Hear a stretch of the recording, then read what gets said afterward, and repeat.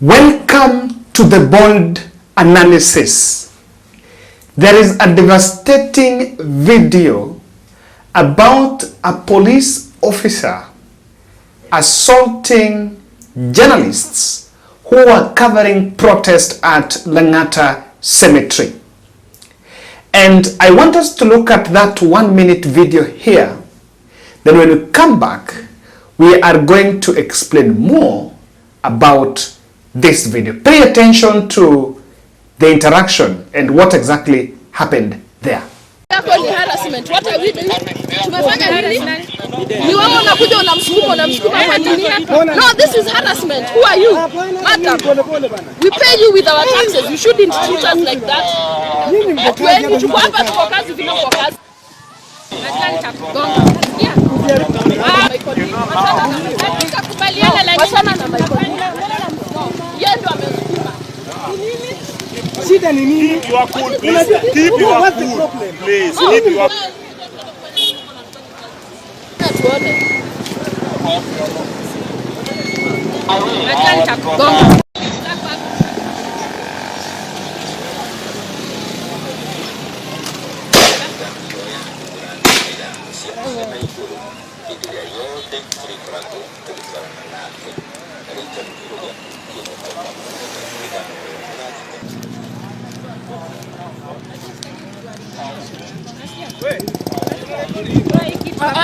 tuko kazi mbona unamtaka?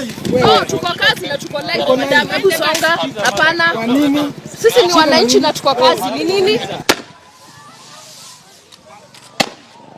Yako ni harassment. What are we doing? Tumefanya nini? Ni wewe unakuja unamsukuma kwa nini? No, this is harassment. Who are you? Madam. We pay you with our taxes. You shouldn't treat us like that. When tuko hapa tuko kazi vile kwa kazi. Nataka kugonga. Yeah. Kubaliana na wasana na Michael. Yeye ndo amesukuma. Shida ni nini? You are cool, please. Keep your cool, please. Keep your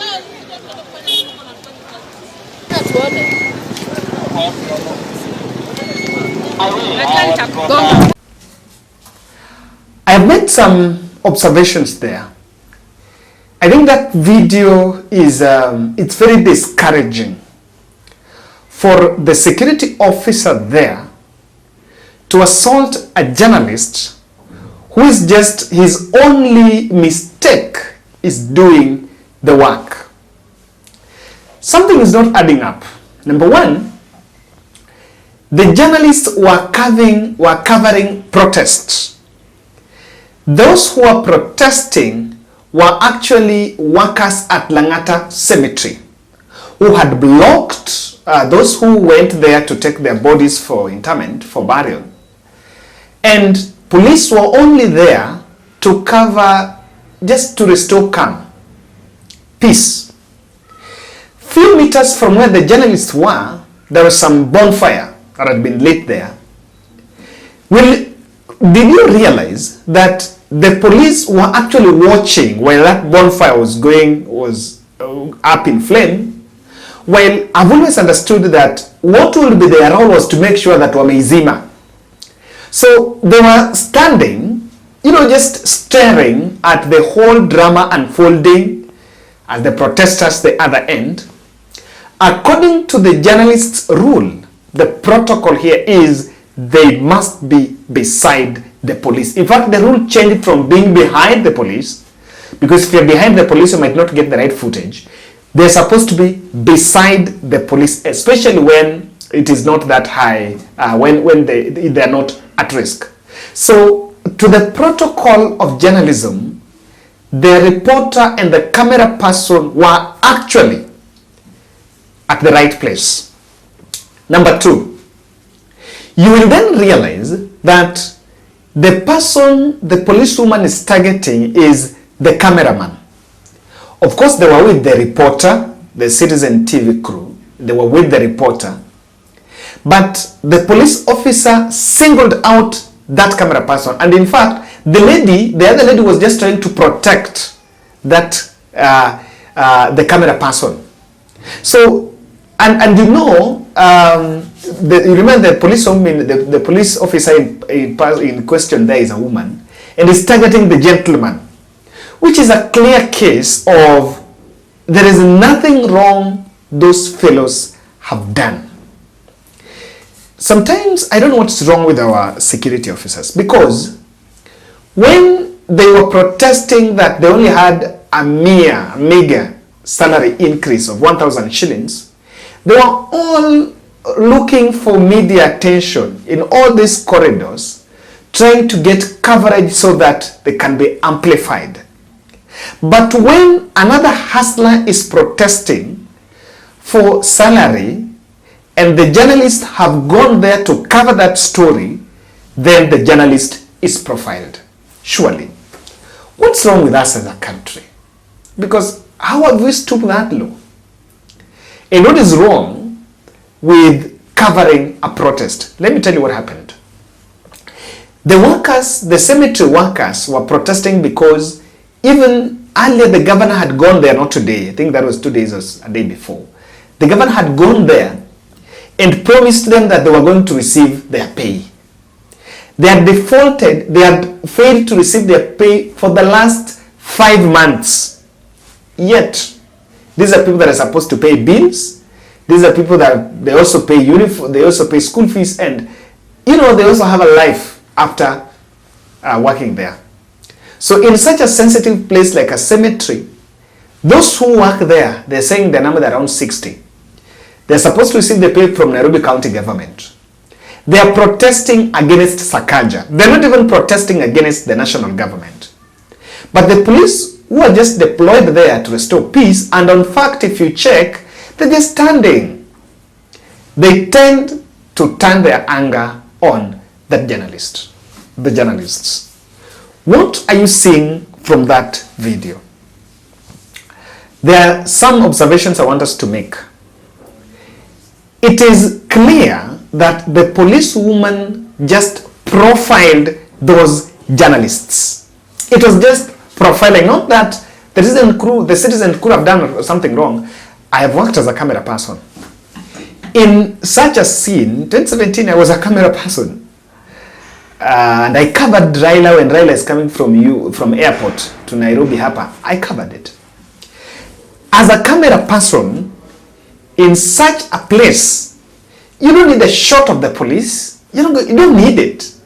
What you need is the action. And in fact, you need a still, you need a cutaway of that bonfire. And if the police were nyuma hiyo bonfire, you need the bonfire. They need the shot of the place, what's going on there, especially at where there is the ones that are protesting. You need to cover the encounter. And really, it is something I can tell that policewoman that, or even the national police should know, journalists do not go to those spaces to look for footages of police. No. That is not what journalists normally go to do there. In fact, they're saying they were live. Surely. Was there anything, was there anything to worry that someone is going to profile them? If it's not even the police who are protesting. And it is very clear, political profiling of the media. When you see state officers, the other day Musa Esquire was in Citizen TV, and profile you media people as pro-Azimio. What has been said by the political leadership is what is sinking in some civil servants, minds of some civil servants. That this Azimio, the cemetery thing have nothing to do with the national politics. Let's say the truth. They're protesting against Sakaja. So there is profiling about the media, and the blunder is because it's coming from the highest office.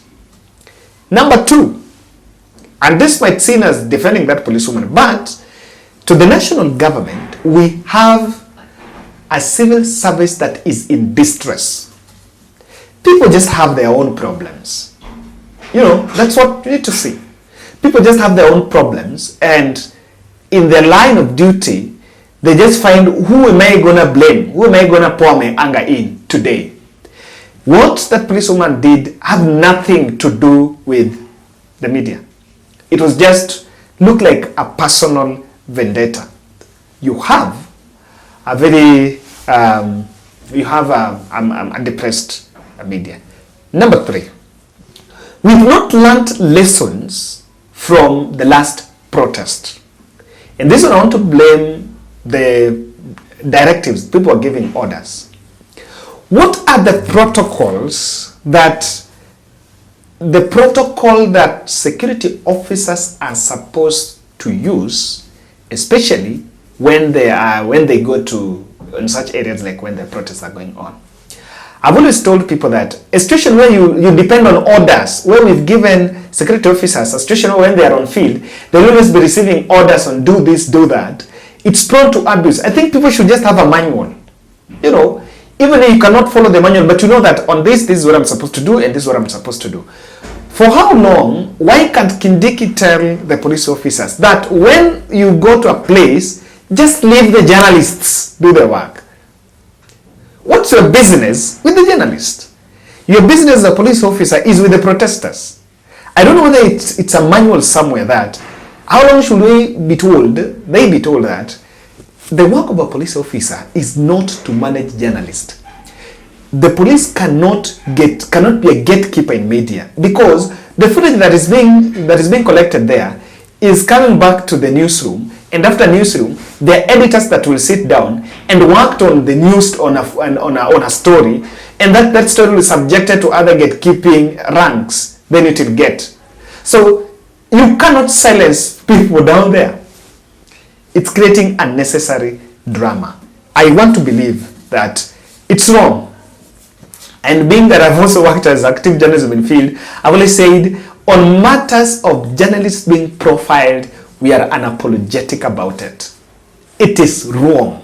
The work of the police officer is not what's going on. It's about dealing with the protest. And I think I've seen media council reacting.